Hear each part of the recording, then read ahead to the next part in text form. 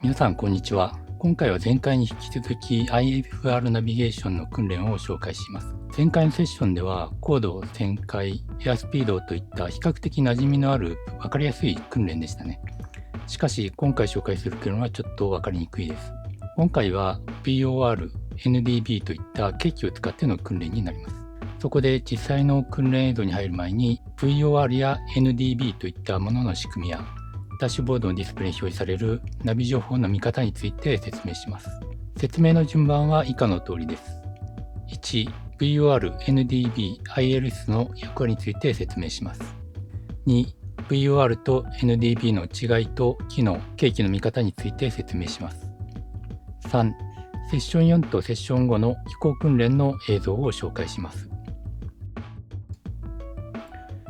それでは VOR と NDB、そして ILS、これらの3つを大まかに分類します。VOR と NDB はどちらも航空機用無線標識であり、航空機の経路を把握するために使用されます。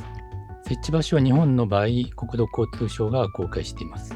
そして ILS は一般に計器着陸装置と呼ばれ、多くの飛行場に設置されています。こちらも国内の配置については国土交通省が公開しています。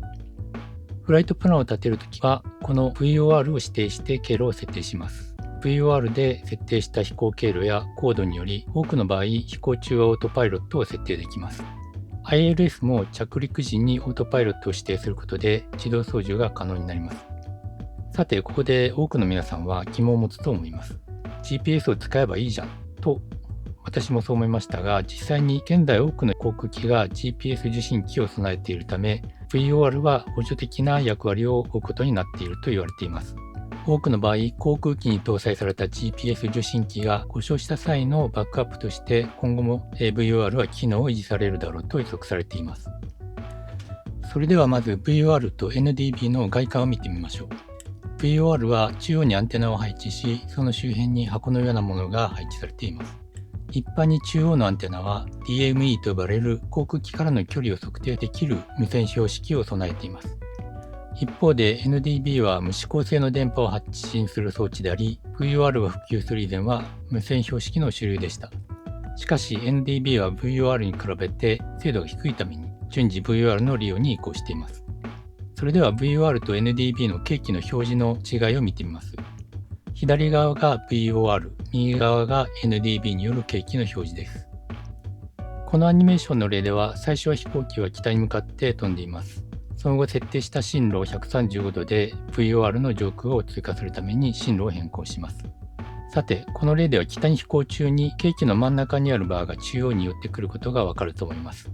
これは予定している経路にこの飛行機が近づいていることを示しています。真ん中のバーは CDI と言います。進行方向を135度に修正した後に CDI が矢印と重なれば、この飛行機は予定経路の真上を飛び続けているということになります。セッション4の VOR の訓練中、教官からはこの矢印と CDI を一致させるように指示があります。次に右側の NDB の表示を見てみます。NDB では単純に無線標識の位置を示すだけです。そのため予定する方向のまま正標識の上空を飛ぶのは難しくなります。セッション後の NDB の訓練では矢印を追うことが基本的な訓練内容になります。はい、それでは今回 IFR ナビゲーションの4番目のですね、VOR Basics、VOR の基本というのをやっていきます。で、ここに書いてある内容は、ちょっと英語になってるんですけども、説明した内容とほぼ一緒ですので、はい。続けていきます。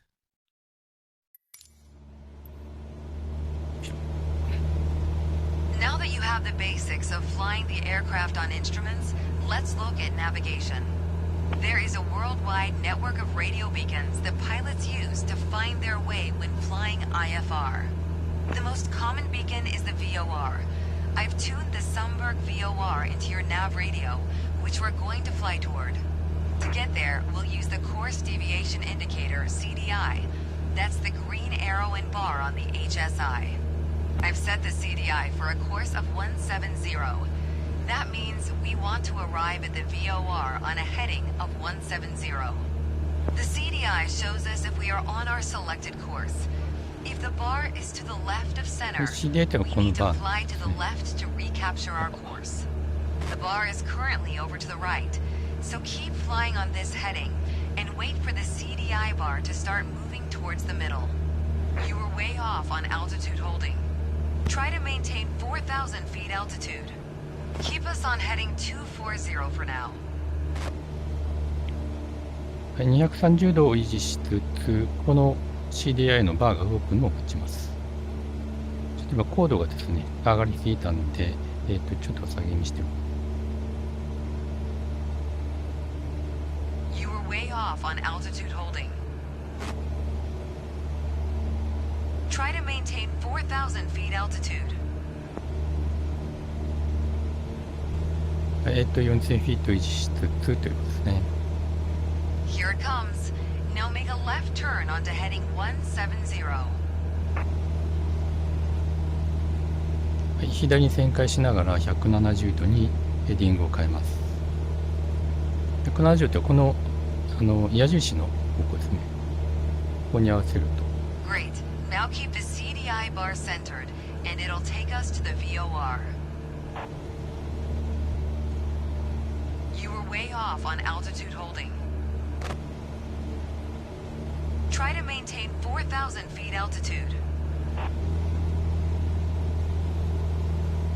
We're getting close to the VOR now. The CDI indications might become erratic or disappear when reaching a VOR, but this is normal. Keep flying straight ahead on heading 170 for a couple miles. CDI が離れていくんですけれども、今ちょっと、VOR の上空をですね、通過した時点で CDI は消えてしまいますが、もう一回出てきます。170度を維持しつつということなんで、ちょっと切れちゃいましたね。高度もちょっと4000下回ってしまったんで、もう一回ちょっと調整します。Well done, but there's room for improvement. はい、ちょっと CDI の位置がやっぱりこうセンターに寄らなかったっていうのと、高度をうまくですね、コントロールできなかったので、点数が若干下がっています。はい、それでは次のメニューで、5番目のですね、NDB Basics、NDB の、基本というのをやります。これは先ほど説明したように、この矢印を、追っていく、この矢印に合わせて進行していくような形に、するという訓練になります。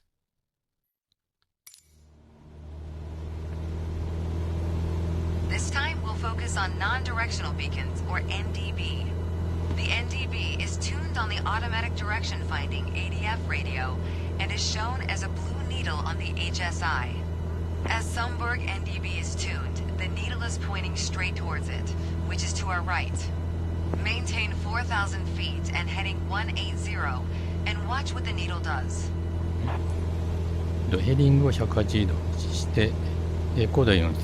待機スピードは110。この3つを維持しつつ進行する形になります。Notice how the needle always points directly towards the NDB. As we continue to fly south, the needle moves farther toward the bottom of the HSI. The needle will move whenever we are not traveling directly to or from the NDB.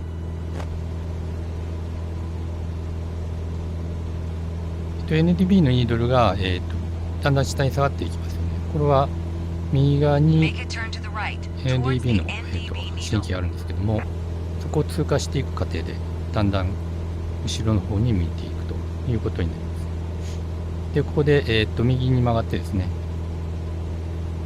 この青い矢印に合わせてヘディングを揃えると。そうすると NDB の標識に向かうことになります。もうちょっと右ですね。はい、これで。